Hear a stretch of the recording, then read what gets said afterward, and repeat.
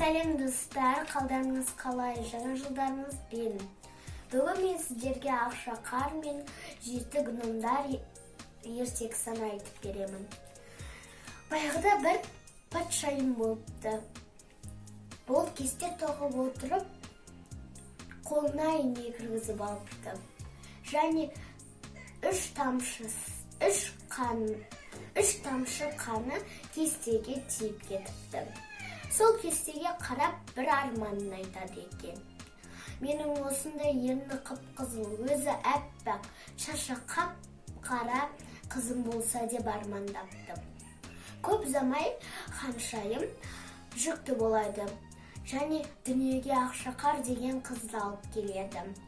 Ол өзі армандағандай ерні қып-қызыл, өзі әппақ, шашы қап-қара.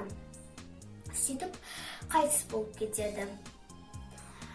Бір жылдан соң әкесі басқа патшайымға үйленеді. Ол патшайымның сиқырлы айнасы бар екен. Ол сиқырлы айнасына келіп, айнам, менен астам сұлу бар ма дейді. Сізден астам сұлу бар, дейді айнасы. Сізден астам сұлу жоқ, дейді айнасы. Ақшақар 14 жасқа келгенде патшайым айнасына келіп, айнам, менен астам сұлу бар ма дейді айнасы. Сізден астам сұлу бар, ол Ақшақар дейді. Сөйтіп ол ашуланып өзінің күзетшісіне Ақшақарды орманға апар, оны өлтір және дәлел ретінде оның жүрегі мен маған бүйрегін алып кел дейді. Сөйтіп Ақшақарды орманға апарады. Және Ақшақарды өлтірмекші болады. Ақшақарды өлтіргісі келмей орманға жібере салады. Ал күзетшісінің алдынан шошқа шығады. Сол шошқаны өлтіріп жүрегі мен бүйрегін алып барады. Ақшақар орманда адасып кеткен кезде бір кішкентай үйшікті көреді. Оны тоқылдатады, ешкім ашпайды. Есікті итерсе, үйде ешкім жоқ екен. Және ол гномдардың үйі болған. Гномдардың үйі екен. Қараса, үстелдің үстінде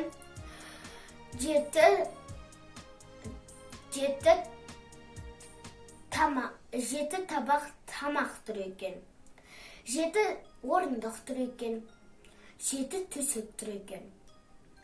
Ақшақар 7-ші төсекке барып ұйықтайды. Гномдар кешке келіп Ақшақарды көреді. Ақшақарды олар жақсы көріп, аяп үйлерінде қалдырады. Ертесіне патшайым өзінің айнасына келіп, айнам, менен астам сұлу бар ма дейді. Сізден астам сұлу бар, ол гномдардың үйіндегі Ақшақар деп жауап береді айнасы. Ақшақардың тірі екенін білген патшайым енді оны өзі өлтіргісі келеді. Кешке гномдар аңшылыққа кеткенде патшайым өзінің әдемі ленталарын оранып гномдардың үйіне барады. Есікті тоқылдатады. Мен саған әдемі ленталар алып келдім дейді. Ленталарды көріп қызыққан Ақшақар есікті ашады. Патшайым оның мойнына лентаны байлап отырып қатты тартады. Ал Ақшақар болса жерге құлап түседі. Патшайым кетіп қалады. Гномдар аңшылықтан оралғанда Ақшақардың жерде жатқанын көреді. Және ол лентаны мойнынан шешіп алады. Сол кезде Ақшақар тіріліп кетеді. Ертесіне патшайым өзінің айнасына келіп, айнам, менен астам сұлу бар ма дейді. Сізден астам сұлу бар, дейді айнасы. Ол гномдардың үйіндегі Ақшақар деп жауап береді айнасы. Ақшақардың тірі екенін білген патшайым енді оған улы тарақ дайындайды. Кешке гномдар аңшылыққа кетіп қалады. Сол кезде патшайым гномдардың үйіне келіп есікті тоқылдатады. Мен саған әдемі тарақтар алып келдім, дейді. Әдемі тарақтарды көрген Ақшақар есікті ашады. Шашын тарап отырған патшайым шашын тарап отырады. Ақшақар болса жерге құлап түседі. Сөйтіп патшайым кетіп қалады. Гномдар үйлеріне келгенде Ақшақардың жерде жатқанын көреді. Және оның шашындағы сиқырлы тарақты алады. Сол кезде Ақшақар тіріліп кетеді. Ертесіне патшайым өзінің айнасына келіп, айнам, менен астам сұлу бар ма, деді. Айнасы, сізден астам сұлу бар, ол гномдардың үйіндегі Ақшақар, деп жауап береді. Ақшақардан тірі екенін білген патшайым енді оған бір алманың бір шетін қатты улайды. Кешке гномдар тағы аңшылыққа кетеді. Ал патшайым болса гномдардың үйіне келіп есікті тоқылдатады. Ақшақар есікті ашпайды. Патшайым айтады, мен саған тәтті алма алып келдім. Есікті ашы. Есікті ашпасаң, онда терезеден берейін, деді. Ақшақар алмайды. Маған сен сенбейсің бе? Деп уланбаған жерін патшайым бір тістеді. Сөйтіп Ақшақар ол алманы алып уланған жерін тістеді. Және жерге құлап түседі.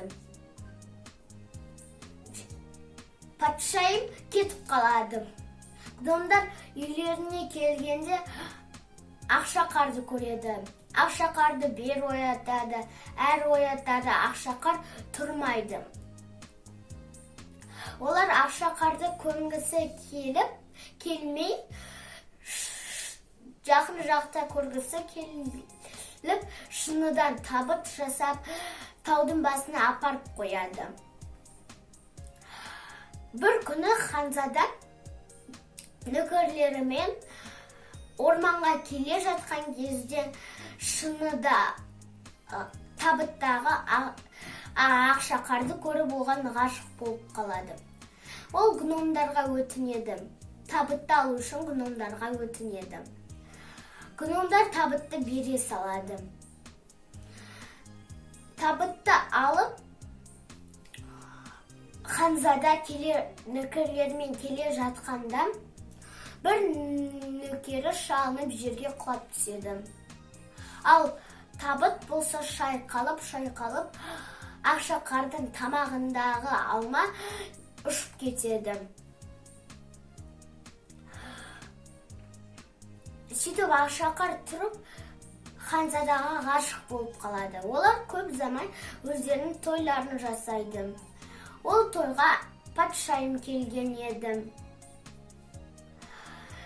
Ақшақарға ешкім тиіспесін деп, қасынан нөкерлерін қойып қояды. Ханзадан. Сөйтіп патшайым оған тиісе алмайтын болыпты. Ал ханзада мен Ақшақар бақытты ғұмыр кешіпті. Егер де балалар бұл ертегі сендерге ұнаса, маған лайк басуды және арнама жазылуды ұмытпаңыздар.